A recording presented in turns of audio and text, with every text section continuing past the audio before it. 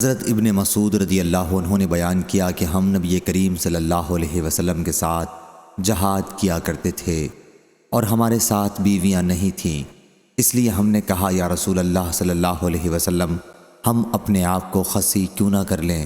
آپ نے ہمیں اس سے منع فرمایا۔ صحیح بخاری حدیث نمبر 5071۔ امید طویل نے بیان کیا کہ میں نے حضرت انس بن مالک رضی اللہ عنہ سے سنا، بیان کیا کہ عبد الرحمن بن عوف رضی اللہ عنہ ہجرت کر کے مدینہ آئے تو نبی کریم صلی اللہ علیہ وسلم نے ان کے اور سعد بن ربیع انصاری رضی اللہ عنہ کے درمیان بھائی چارہ کرایا۔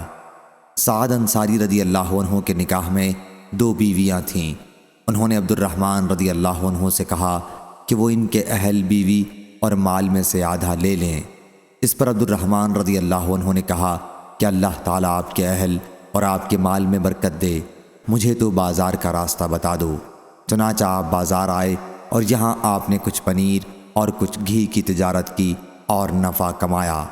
چند دنوں کے بعد ان پر زعفران کی زردی لگی ہوئی تھی۔ آپ صلی اللہ علیہ وسلم نے دریافت فرمایا کہ عبد الرحمن یہ کیا ہے؟ انہوں نے عرض کیا کہ میں نے ایک انصاری خاتون سے شادی کر لی ہے۔ آپ صلی اللہ علیہ وسلم نے دریافت فرمایا کہ انہیں مہر میں کیا دیا؟ عرض کیا کہ 1 گٹھلی برابر سونا دیا ہے۔ آپ صلی اللہ علیہ وسلم نے فرمایا پھر ولیمہ کر، اگرچہ 1 بکری ہی کا ہو۔ صحیح بخاری حدیث نمبر 5072۔ ابن شہاب نے خبر دی، انہوں نے سعید بن مسیب سے سنا، وہ کہتے ہیں کہ میں نے حضرت سعد بن ابی وقاص رضی اللہ عنہ سے سنا، انہوں نے بیان کیا کہ رسول کریم صلی اللہ علیہ وسلم نے تبتل یعنی عورتوں سے الگ رہنے کی زندگی سے منع فرمایا تھا۔ اگر آن حضرت صلی اللہ علیہ وسلم انہیں اجازت دے دیتے تو ہم تو خصی ہی ہو جاتے۔ صحیح بخاری حدیث نمبر 5073۔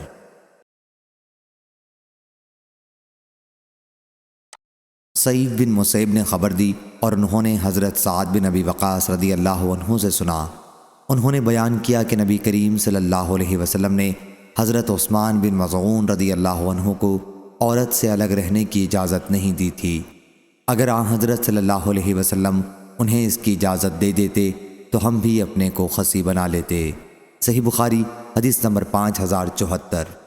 عبداللہ بن مسعود رضی اللہ عنہ نے بیان کیا کہ ہم رسول اللہ صلی اللہ علیہ وسلم کے ساتھ جہاد کو جایا کرتے تھے اور ہمارے پاس روپیہ نہ تھا کہ ہم شادی کر لیتے، اس لیے ہم نے عرض کیا ہم اپنے کو خصی کیوں نہ کرا لیں، لیکن آن حضرت صلی اللہ علیہ وسلم نے ہمیں اس سے منع فرمایا۔ پھر ہمیں اس کی اجازت دے دی کہ ہم کسی عورت سے 1 کپڑے پر 1 مدت تک کے لیے نکاح کر لیں۔ آپ نے ہمیں قرآن مجید کی یہ آیت پڑھ کر سنائی کہ ایمان لانے والو، وہ پاکیزہ چیزیں مت حرام کرو جو تمہارے لیے اللہ تعالیٰ نے حلال کی ہیں، اور حد سے آگے نہ بڑھو، بے شک اللہ حد سے آگے بڑھنے والوں کو پسند نہیں کرتا۔ صحیح بخاری حدیث نمبر 5075۔ عبد الحمید نے بیان کیا، ان سے سلیمان بن بلال نے، ان سے ہشام بن عروہ نے، ان سے ان کے والد نے، اور ان سے حضرت عائشہ رضی اللہ عنہا نے بیان کیا کہ میں نے عرض کیا یا رسول اللہ صلی اللہ علیہ وسلم فرمائیے اگر آپ کسی وادی میں اتریں اور اس میں ایک درخت ایسا ہو جس میں اونٹ چر گئے ہوں اور ایک درخت ایسا ہو جس میں سے کچھ بھی نہ کھایا گیا ہو، تو آپ اپنا اونٹ ان درختوں میں سے کس درخت میں چرائیں گے؟ آن حضرت صلی اللہ علیہ وسلم نے فرمایا کہ اس درخت میں جس میں سے ابھی چرایا نہیں گیا ہو۔ ان کا اشارہ اس طرف تھا کہ رسول اللہ صلی اللہ علیہ وسلم نے ان کے سوا کسی کنواری لڑکی سے نکاح نہیں کیا۔ صحیح بخاری حدیث نمبر 5077۔ ابو اسامہ نے بیان کیا، ان سے ہشام بن عروہ نے، ان سے ان کے والد نے، اور ان سے حضرت عائشہ رضی اللہ عنہا نے بیان کیا کہ رسول کریم صلی اللہ علیہ وسلم نے فرمایا، اے عائشہ رضی اللہ عنہا، مجھے خواب میں 2 مرتبہ تم دکھائی گئیں۔ ایک شخص جبریل علیہ السلام تمہاری صورت حریر کے ایک ٹکڑے میں اٹھائے ہوئے ہے اور کہتا ہے کہ یہ آپ کی بیوی ہے۔ میں نے جو اس کپڑے کو کھولا تو اس میں تم تھیں۔ میں نے خیال کیا کہ اگر یہ خواب اللہ کی طرف سے ہے تو وہ اسے ضرور پورا کر کے رہے گا۔ صحیح بخاری حدیث نمبر 5078۔ جابر بن عبداللہ رضی اللہ عنہ نے بیان کیا کہ ہم نبی کریم صلی اللہ علیہ وسلم کے ساتھ ایک جہاد سے واپس ہو رہے تھے۔ میں اپنے اونٹ کو جو سست تھا تیز چلانے کی کوشش کر رہا تھا، اتنے میں میرے پیچھے سے ایک سوار مجھ سے آ کر ملا اور اپنا نیزہ میرے اونٹ کو چبھو دیا۔ اس کی وجہ سے میرا اونٹ تیز چل پڑا جیسا کہ کسی عمدہ قسم کے اونٹ کی چال تم نے دیکھی ہوگی۔ وہ نبی کریم صلی اللہ علیہ وسلم تھے۔ حضرت صلی اللہ علیہ وسلم نے دریافت فرمایا، جلدی کیوں کر رہے ہو؟ میں نے عرض کیا، ابھی میری شادی نئی ہوئی ہے۔ آپ صلی اللہ علیہ وسلم نے دریافت فرمایا، کنواری سے یا بیوہ سے؟ میں نے عرض کیا کہ بیوہ سے۔ حضرت صلی اللہ علیہ وسلم نے اس پر فرمایا کہ کسی کنواری سے کیوں نہ کی، تم اس کے ساتھ کھیل کود کرتے اور وہ تمہارے ساتھ کرتی۔ بیان کیا کہ پھر جب ہم مدینہ میں داخل ہونے والے تھے تو آپ صلی اللہ علیہ وسلم نے فرمایا کہ تھوڑی دیر ٹھہر جاؤ اور رات ہو جائے تب داخل ہو، تاکہ پریشان بالوں والی کنگھا کر لیوے اور جن کے شوہر موجود نہیں تھے وہ اپنے بال صاف کر لیں۔ صحیح بخاری حدیث نمبر 5079۔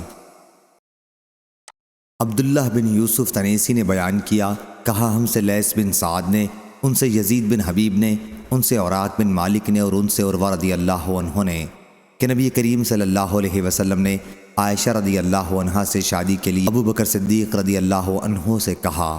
ابو بکر رضی اللہ عنہ نے حضرت صلی اللہ علیہ وسلم سے عرض کی کہ میں آپ کا بھائی ہوں تو عائشہ رضی اللہ عنہا سے کیسے نکاح کریں گے؟ حضرت صلی اللہ علیہ وسلم نے فرمایا کہ اللہ کے دین اور اس کی کتاب پر ایمان لانے کے رشتے سے تم میرے بھائی ہو، اور عائشہ رضی اللہ عنہا میرے لیے حلال ہے۔ صحیح بخاری حدیث نمبر 5081۔ حضرت ابو ہریرہ رضی اللہ عنہ نے بیان کیا کہ نبی کریم صلی اللہ علیہ وسلم نے فرمایا، اونٹ پر سوار ہونے والی عرب عورتوں میں بہترین عورت قریش کی صالح عورت ہوتی ہے، جو اپنے بچے سے بہت زیادہ محبت کرنے والی اور اپنے شوہر کے مال اسباب میں اس کی بہت نگہبان اور نگران ثابت ہوتی ہے۔ صحیح بخاری حدیث نمبر 5082۔ ابو ہریرہ رضی اللہ عنہ نے بیان کیا کہ نبی کریم صلی اللہ علیہ وسلم نے فرمایا، جس شخص کے پاس لونڈی ہو وہ اسے تعلیم دے اور خوب اچھی طرح دے، اسے ادب سکھائے اور پوری کوشش اور محنت کے ساتھ سکھائے، اور اس کے بعد اسے آزاد کر کے اس سے شادی کر لے تو اسے دوہرا ثواب ملتا ہے۔ اور اہل کتاب میں سے جو شخص بھی اپنے نبی پر ایمان رکھتا ہو اور مجھ پر ایمان لائے تو اسے دوہرا ثواب ملتا ہے۔ اور جو غلام اپنے آقا کے حقوق بھی ادا کرتا ہے اور اپنے رب کے حقوق بھی ادا کرتا ہے اسے دوہرا ثواب ملتا ہے۔ عامر شعبی نے اپنے شاگرد سے اس حدیث کو سنانے کے بعد کہا کہ بغیر کسی مشقت اور محنت کے اسے سیکھ لو۔ اس سے پہلے طالب علموں کو اس حدیث سے کم کے لیے بھی مدینے تک کا سفر کرنا پڑتا تھا۔ اور ابو بکر نے بیان کیا ابو حسین سے، اس نے ابو بردہ سے، اس نے اپنے والد سے، اور انہوں نے نبی کریم صلی اللہ علیہ وسلم سے کہ اس شخص نے باندی کو نکاح کرنے کے لیے آزاد کر دیا اور یہی آزادی اس کا مہر مقرر کی۔ صحیح بخاری حدیث نمبر 5083۔ ابو ہریرہ رضی اللہ عنہ نے بیان کیا کہ نبی کریم صلی اللہ علیہ وسلم نے فرمایا، دوسری سند ہم سے سلیمان بن حرب نے بیان کیا، ان سے حماد بن زید نے، ان سے ایوب سختیانی نے، ان سے محمد بن سیرین نے، اور ان سے ابو ہریرہ رضی اللہ عنہ نے کہ حضرت ابراہیم علیہ السلام کی زبان سے 3 مرتبہ کے سوا کبھی دین میں جھوٹ بات نہیں نکلی۔ ایک مرتبہ آپ ایک ظالم بادشاہ کی حکومت سے گزرے، آپ کے ساتھ آپ کی بیوی سارہ تھیں۔ پھر پورا واقعہ بیان کیا کہ بادشاہ کے سامنے آپ نے سارہ کو اپنی بہن یعنی دینی بہن کہا۔ پھر اس بادشاہ نے سارہ کو ہاجرہ کو دے دیا۔ بی بی سارہ نے ابراہیم علیہ السلام سے کہا، اللہ تعالیٰ نے کافر کے ہاتھ کو روک دیا اور ہاجرہ کو میری خدمت کے لیے دلوایا۔ ابو ہریرہ رضی اللہ عنہ نے بیان کیا کہ اے آسمان کے پانی کے بیٹو یعنی اے عرب والو، یہی ہاجرہ تمہاری ماں ہے۔ صحیح بخاری حدیث نمبر 5084۔ حضرت انس رضی اللہ عنہ نے بیان کیا کہ نبی کریم صلی اللہ علیہ وسلم نے خیبر اور مدینہ کے درمیان 3 دن تک قیام کیا اور یہیں ام المومنین حضرت صفیہ بنت حی رضی اللہ عنہا کے ساتھ خلوت کی۔ پھر میں نے حضرت صلی اللہ علیہ وسلم کے ولیمہ کی مسلمانوں کو دعوت دی۔ اس دعوت ولیمہ میں نہ روٹی تھی اور نہ گوشت تھا۔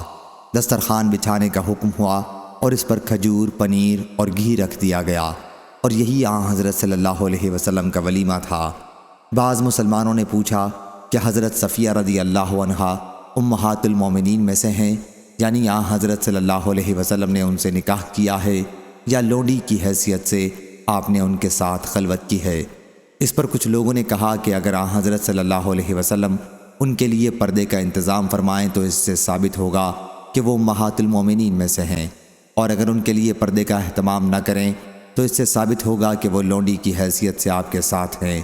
پھر جب کوچ کرنے کا وقت ہوا تو آن حضرت صلی اللہ علیہ وسلم نے ان کے لیے اپنی سواری پر بیٹھنے کے لیے جگہ بنائی اور ان کے لیے پردہ ڈالا تاکہ لوگوں کو وہ نظر نہ آئے۔ صحیح بخاری حدیث نمبر 5085۔